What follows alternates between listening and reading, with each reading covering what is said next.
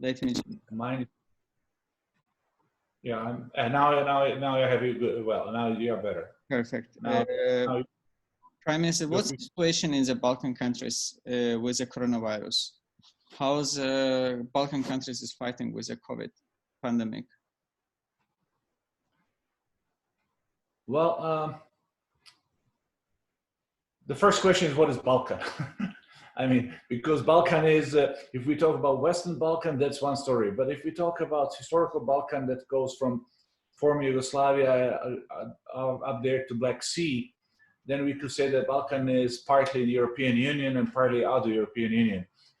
So we have Slovenia, Croatia, Romania, Bulgaria, and Greece as EU countries. And of course, we have this waiting room for EU, which is Bosnia, Serbia, Montenegro, Macedonia, Albania, and Kosovo. So it looks like the way we are fighting against Corona is not directly linked to the question, are you in EU or not? So some countries that are not in EU are having better situations than some EU countries when it comes to Balkan. The situation in Slovenia was very, very bad, and it looks like it hit them more than the rest of Balkan countries. They don't like to be called Balkan, but I mean, in historically speaking, graphically speaking, they are part of Southeastern Europe. Maybe the Slovenian case is logical because they are bordering with Austria and Italy, and those were two countries that were really heavily attacked, especially Italy, with this. Now, Serbia, out of the Balkan, Western Balkan countries, the situation in Serbia is the worst one. Situation in Serbia is much worse than in Montenegro, Bosnia, Macedonia, and Albania, but they are struggling. What I see is that, unfortunately, in Western Balkan, there is no cooperation between the countries in Western Balkan. So this is the bad part of it. Institutions in this country, and we speak about situation in here, everyone understands that there are two struggles that they are fighting for. One is a pandemic, and another one is economy, destruction of the economy. When it comes to economy destruction, we cannot say that Western Balkan countries are in a champion.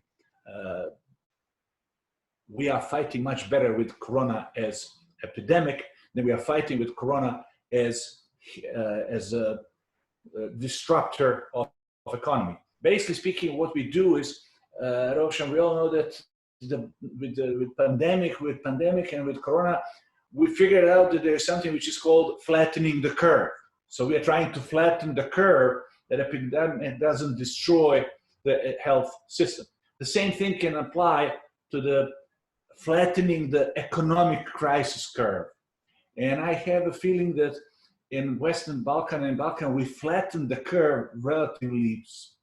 We're in the process of flattening the curve of epidemic, but when it comes to the flattening of curve of economy, of that economy tsunami, we are not so well.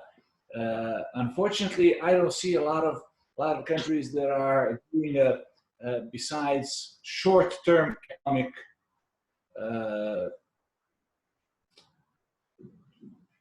fight against the short-term economic crisis. I don't see a lot people who are doing some kind of visioning in sense of economy.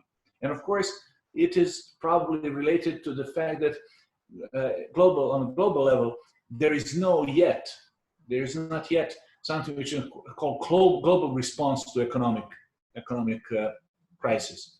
Of course, we all know that IMF, World Bank, EBRD in European countries, European Investment Bank, International Investment Bank, and so on, IMF institutions, World Bank related institutions, we all know that there is a need about, at this moment, in between $500 and $600 billion of additional funding to those major international financial institutions.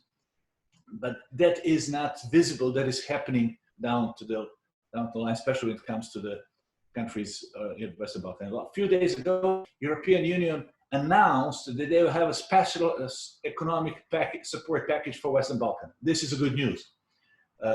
The question remains how fast it will be and what will be absorption capacity of the countries in Western Balkan. And the third curve at this stage is this educational curve. We are fighting with actually having the educational system being on its feet. Obviously, the Western Balkan and Balkan in general is much, much more equipped when it comes to information communication technologies. That's the reason why educational system was not destroyed. And basically speaking, majority of educational system is functioning under new circumstances, having in mind this physical distancing and educational and social closeness via technology. So that's the good part of it. And fourth curve is flattening the curve of climate change.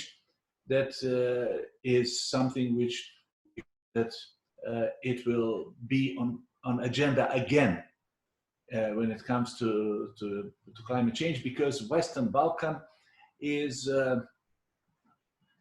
now, we can simply say that Western Balkan needs significant push in the direction of having climate change and sustained development goals being on our agenda. Of course, the good news is that back in December, just 4 months ago, January, European Union they adopted new Green Deal for European Union. And part of it, I think it's very important that countries like Azerbaijan, countries that are part of neighborhood policy on East, where Azerbaijan is Georgia and countries of that part of the world, together with southern neighbors, which is North Africa, European Union Green Deal package is focusing not only on the European Union, but it understands that when it comes to the Green Deal for European Union, which has a goal by 2050 to have zero neutral emission in the European Union, there is understanding that Schengen borders, administrative borders of the European Union cannot be taken seriously when it comes to sustainable development. So that's the reason why I think that together with this corona pandemic, there is growing understanding in the European Union, and especially we are trying to create it in Western Balkan, and I hope they will through NGIC and our activities, that we will be much more active in promoting Green Deal in Western Balkan as a part of post-corona recovery and integration into European Union, as well as putting that our Eastern and Southern neighborhood policy of European Union, where the countries that are of great interest to us as Nizami Ganjavi are part of. So this is time to consolidate ourselves. Number one, emergency. Number two, visioning. And when it comes to visioning, that's where NGIC should be the leader of the new paradigm in development and sustained development. And as we all like to say, our motto, dialogue, tolerance, learning, and understanding together.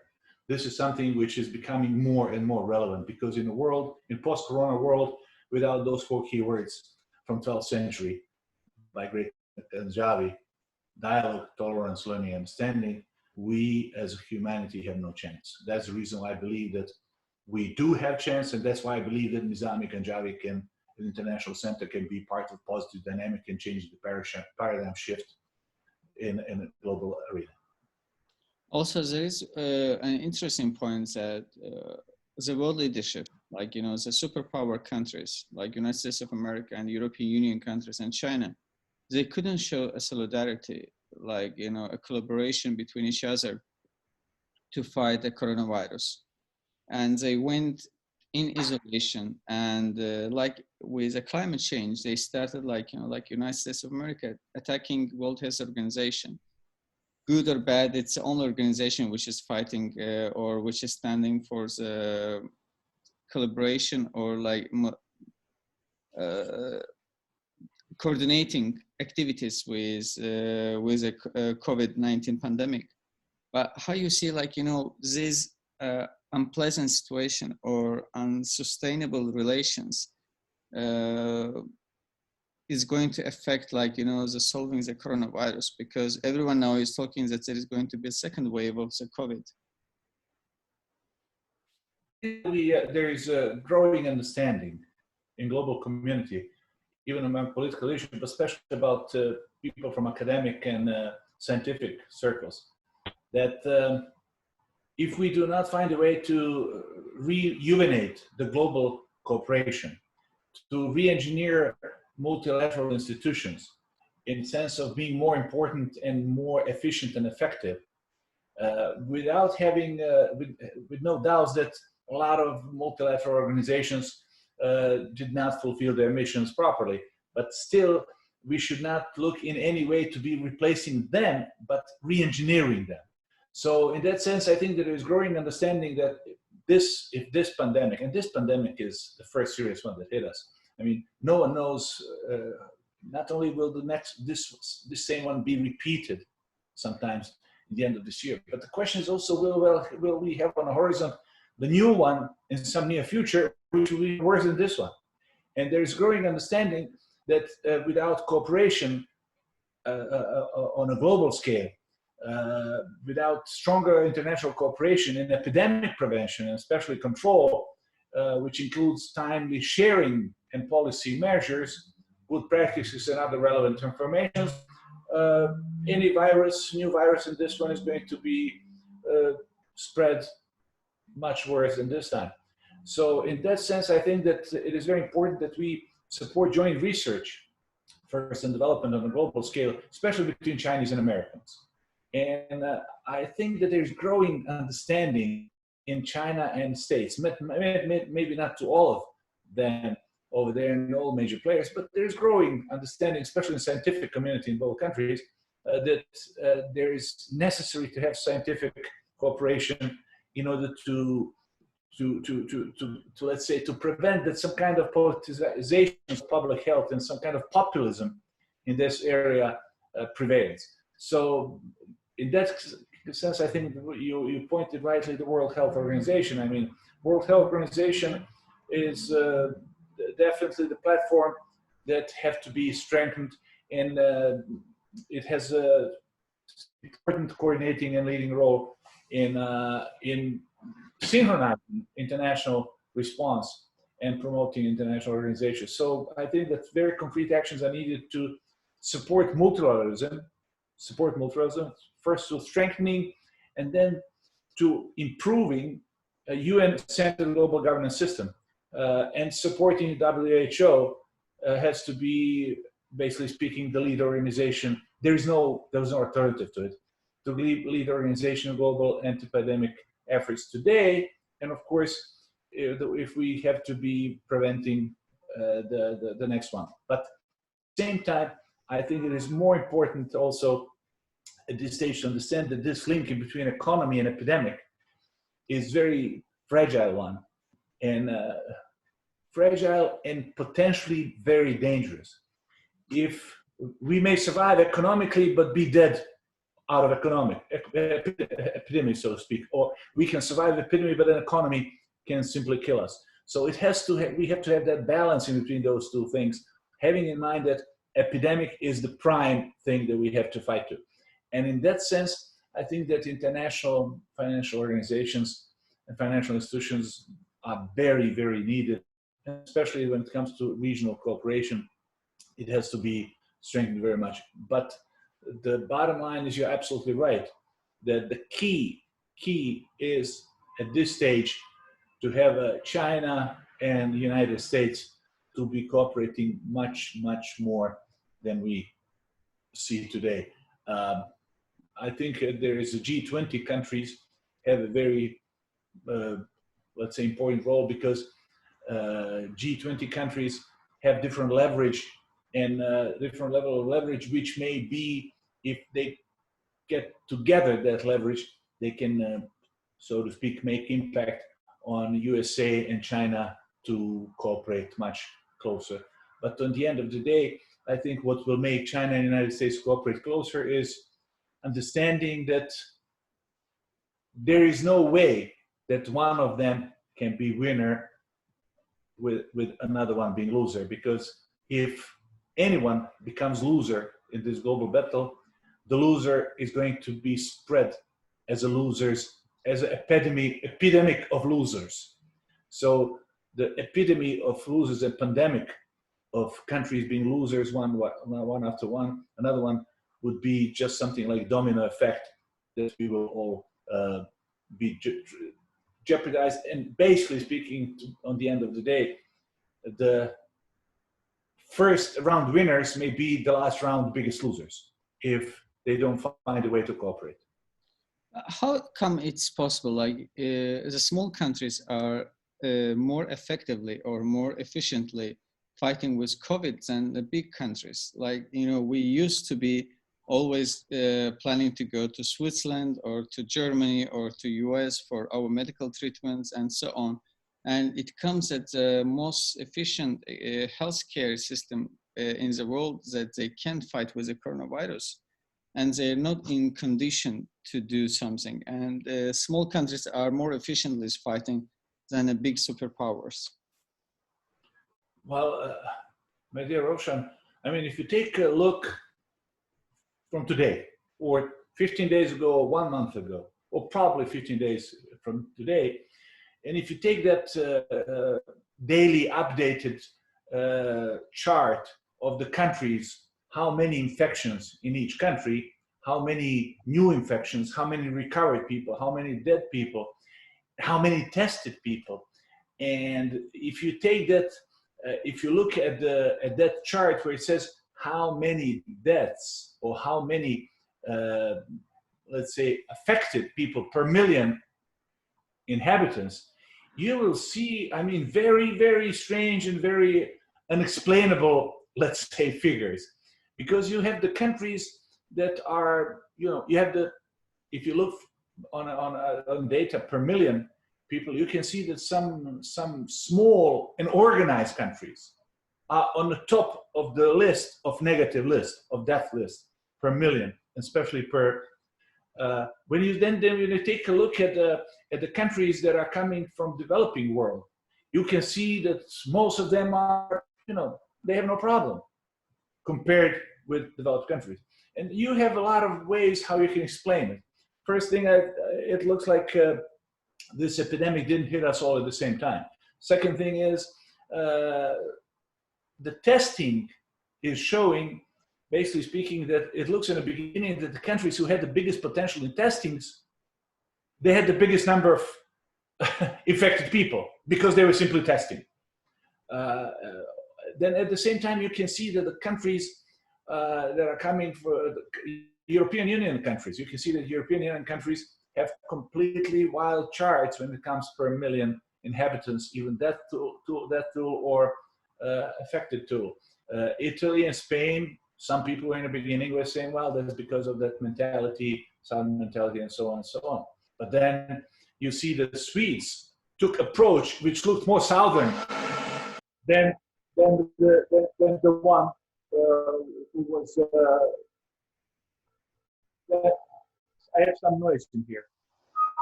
Yes, no, but it's now fine. Oh, it's not fine. Okay.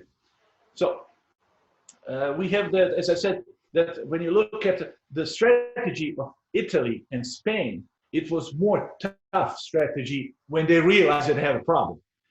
They had delay, very big delay. Then kind of mentality, slow mentality, take it easy, took them time to let's say, take tough measures. But on the other hand, you have Sweden as a country that practically had very loose measures. They look like, as some people are saying, they look like they became southerners at once. Is it because of a lot of migrants moved in Sweden in the last 30, 40, 50 years? So they got that kind of mentality. But Sweden had very, very loose system. And now they're thinking how to do it all over again. Germany is a perfect example that you have a very well organized country which really do the things much better than some other European countries. But let's be fair, we expected the Germans will handle it better. Now, what you can see is also, Rovshan, that Europe, generally speaking, have much worse results than Asian countries, from Japan, Taiwan, Korea. So that requires another explanation. For example, when you can take a case of Taiwan, you can see that Taiwan is, if some would look at a crystal ball 3 months ago, they would say that Taiwan will probably be one of the countries that will be affected very much. because of closeness to China. But Taiwan actually made extraordinary things. Yes. They were organized. They used technology. Most efficient and effective way of using technology is the Taiwan one. Now, when it comes to states, this is wild card. The United States was always an example for itself. But what is happening in the United States is, with all due respect, complete mess. So they look like a Balkan country, if I can make a proper joke at this moment. I mean, they really look like American states, American governors, and the central government and chief in command, comparing to the governors of the states. They really look sometimes like entities in Bosnia and Herzegovina.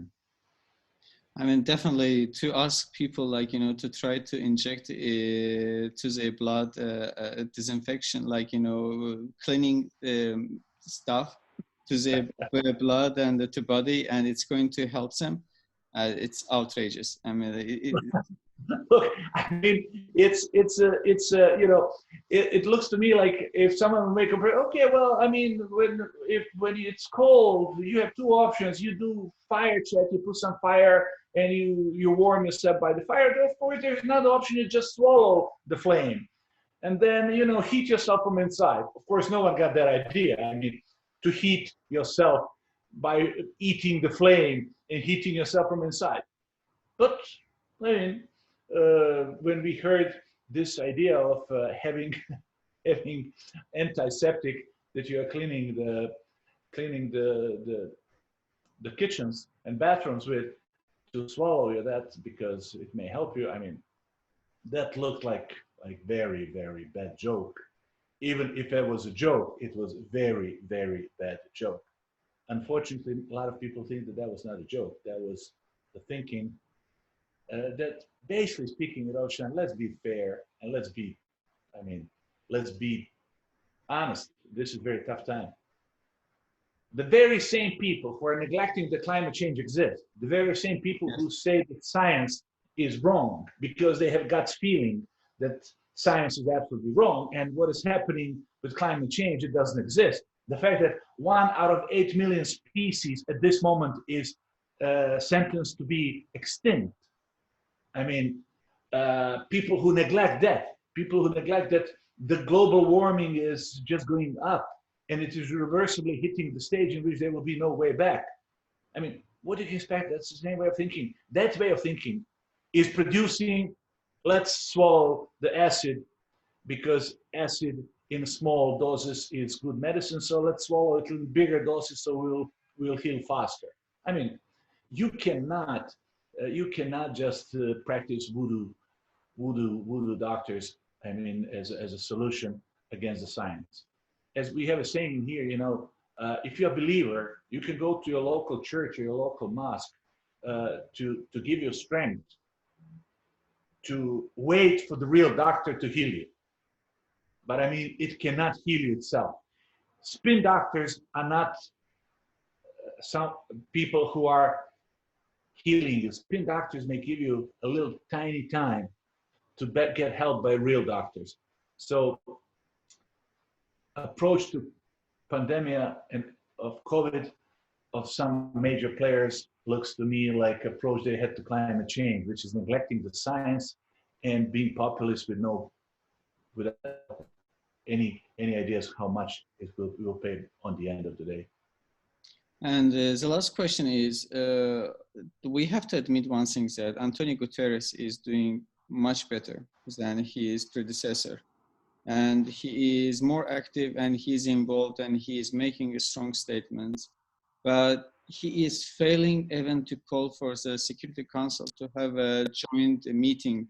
A couple of weeks, a week ago, with the leadership of Gordon Brown, 200 leaders, including you, send a letter to the Security Council members to urgently to have a Security Council meeting. But till today, there is no meeting. One member is canceling and one member is veto.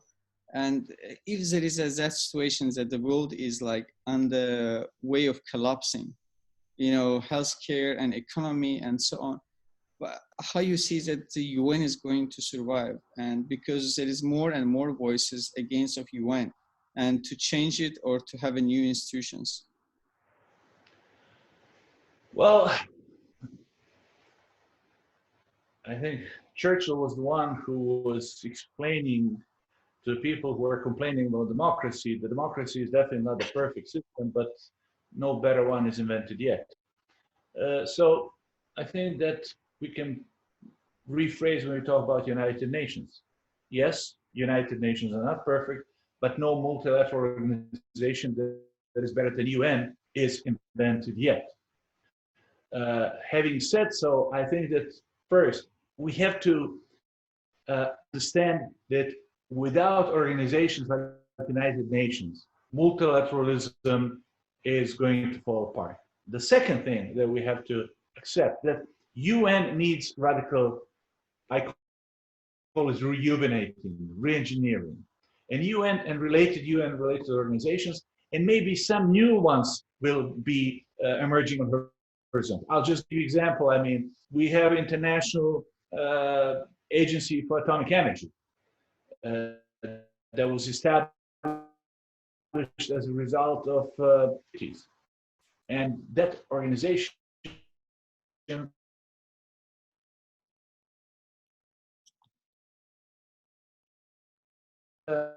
the future need to have some kind of specialized multilateral organization will be dealing. I'm not talking about replacement of WH, but we'll have to have something which is more specialized, or to have a WHO that will be more better equipped to re-engineer to really fight only with potential pandemics. Then we have the third one that we have not, we don't see it in Corona time. We have to have a strengthening the role of UNDP or something like UNDP, which will be dealing with Agenda 2030 and Sustainable Development Goals. We have marvelous attempt and a lot of energy around with our friend and member of our board, Jeffrey Sachs, who is running Sustainable Development Solutions Network on SDGs. But this is something that has to be strengthened. So complaining that they didn't do much is because they have to be strengthened. Next on the line will be, tomorrow we may have the problem like with pandemic, we may have some kind of problems with artificial intelligence that will spin off in wrong direction. So we have to have also some kind of multilateral mechanisms, maybe even something with like WHO that will be dealing with artificial intelligence. So my point is very simple. UN has no alternative, but UN has to be radically re-engineered. Multilateralism has to be funded more because maybe pandemic as Corona is going to make us a little bit more aware, even the biggest skeptics, that we are either all going to survive and win and prosper, or no, there will be no winner. Everyone will be losers on the end of the day. So, and of course, just as you mentioned rightly, I mean, as far as I'm concerned, I really do think that UN Security Council that meeting is very scary message to everyone. The fact that UN Security Council was not even able to meet under these circumstances is showing that there is much bigger problem that we are admitting. For example, like last week, Secretary General Antonio Guterres asked for a ceasefire, like in the entire world, like to have no fights and no military troops. And he called for Security Council, but we still have in Syria, we have in Yemen, and we have in Libya, in Nagorno-Karabakh, in Georgia, in Ukraine.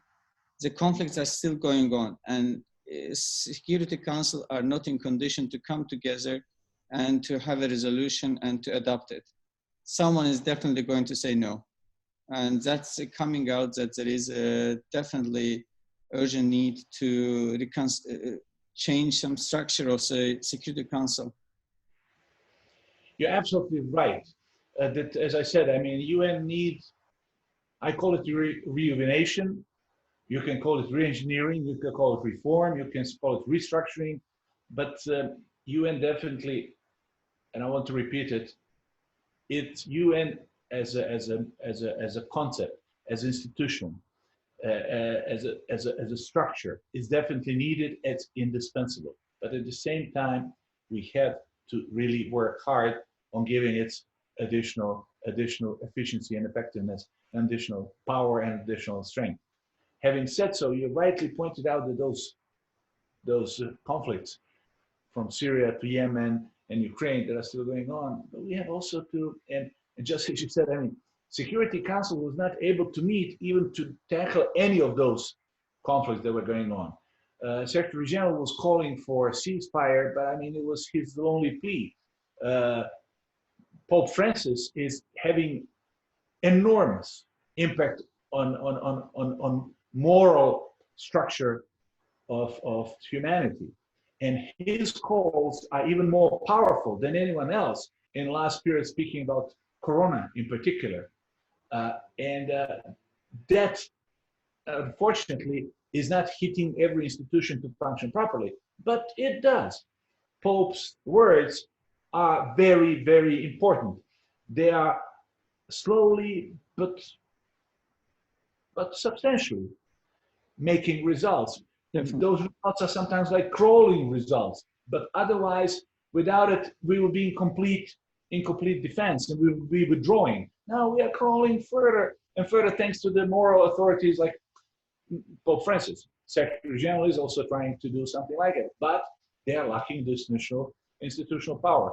And Rovshan, I mean, I was the generation that in school we used to have as example of big leaders, historical leaders of a certain time did not understand the strength of the moral authority. And the best example of that was when one of his advisors came to Comrade Stalin back in USSR time to tell him that his Pope is complaining about what USSR is doing.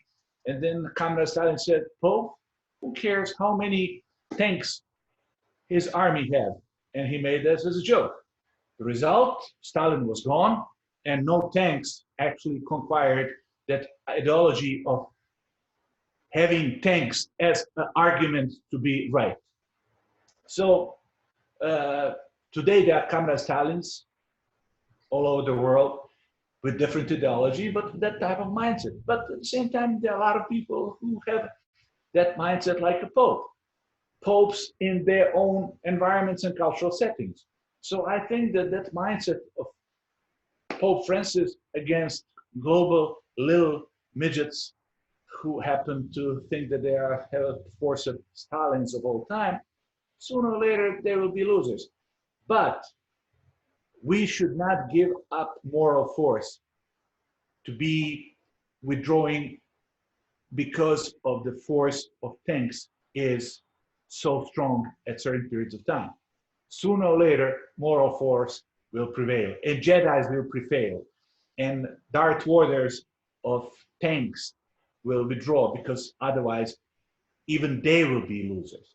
So that's the reason why I think, just as you said rightly, Security Council did not manage in making ceasefires because they didn't meet. Even Guterres didn't manage it because he was not listened. But take a look a little bit.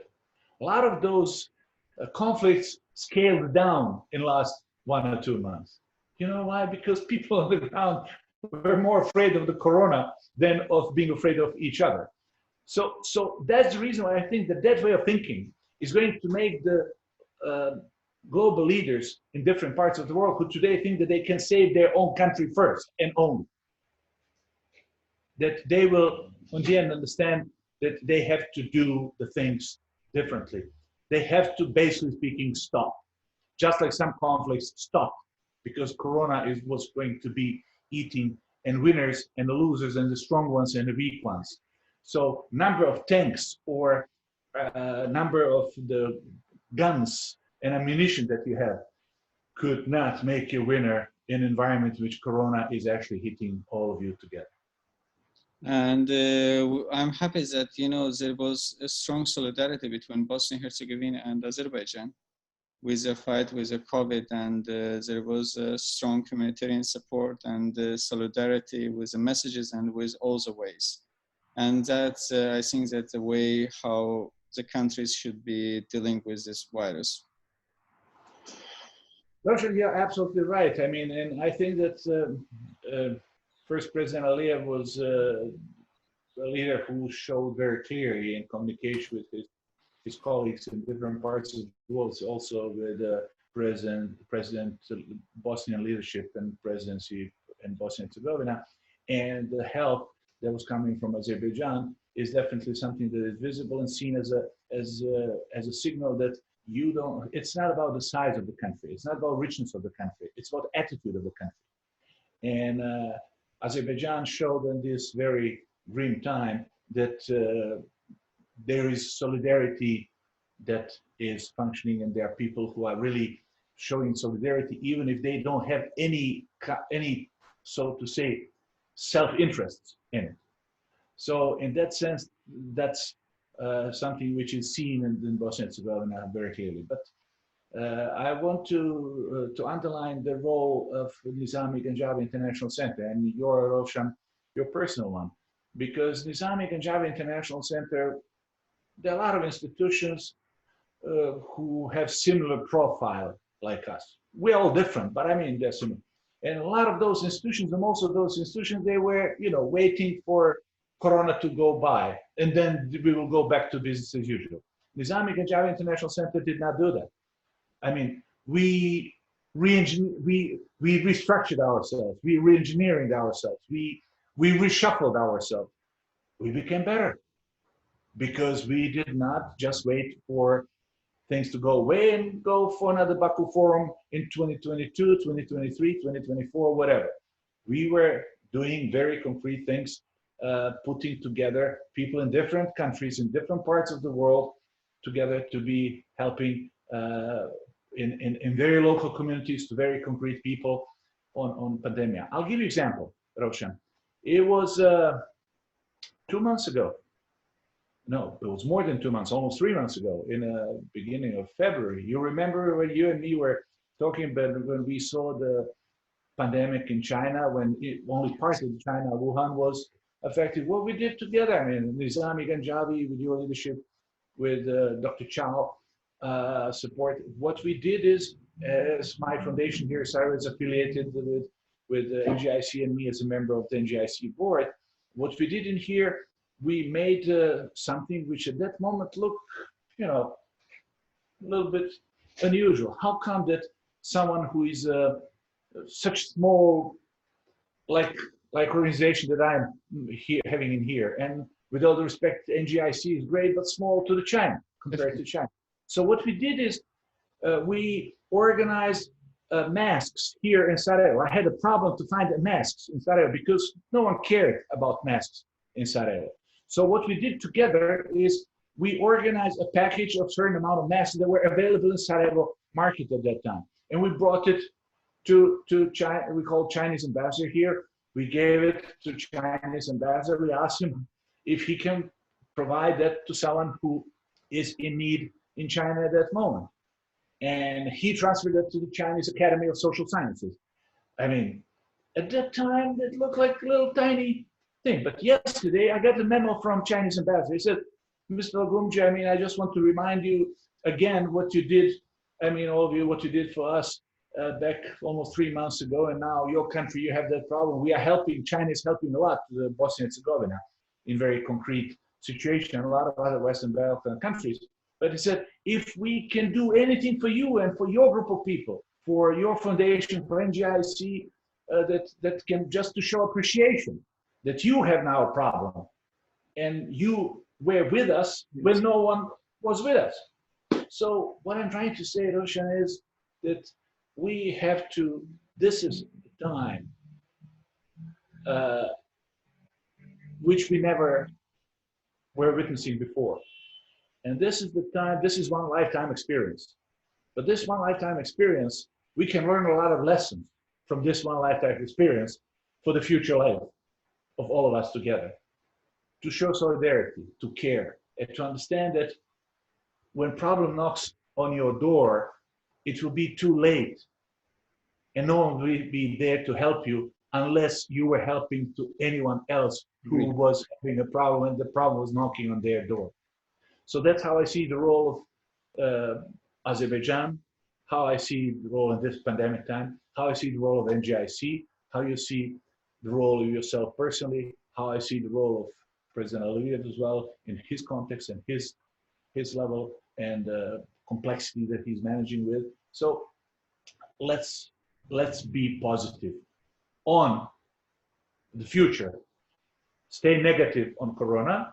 Do everything to stay negative on Corona. Be physically distant as much as it is needed, but be socially as close as it is possible. Be even closer socially than we used to be. Especially be closer now when we want to have to be physically so distance.